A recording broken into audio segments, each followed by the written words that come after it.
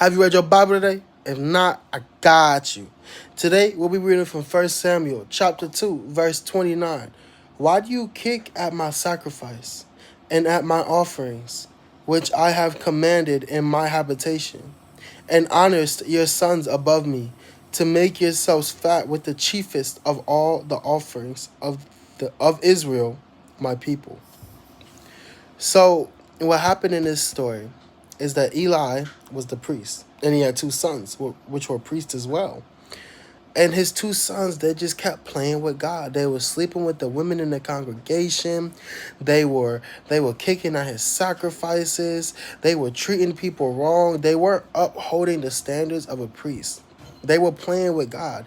They was eating with God and eating with demons at the same time. You can't go out here playing with God. Y'all can't go out here and try to live for God and then live for the world at the same time. And y'all can't take God as a joke. God is not a joke. It says God will not be mocked. Everything that we do and say, we will be held accountable for.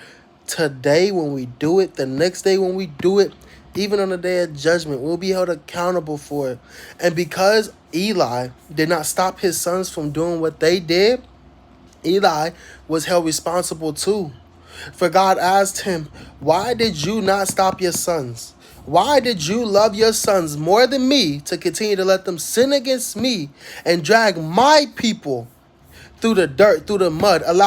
They made God's people to transgress against him, to sin against him. And God didn't like that. So they had to pay the consequence. Not only did them two die, Eli died. And Eli's bloodline was cut off. He said, and I quote, there will be not no more old men in your house. He said, I will take them all. Because Eli allowed his sons to continue to treat God the way they did and continue to sin against God and cause the people of Israel to sin against God, they all paid the consequence of it. And even we can still pay the consequence of that to this day. For Jesus said, whoever causes this little one to sin, it'd be better that a milestone was hung around his neck and he was thrown into the ocean.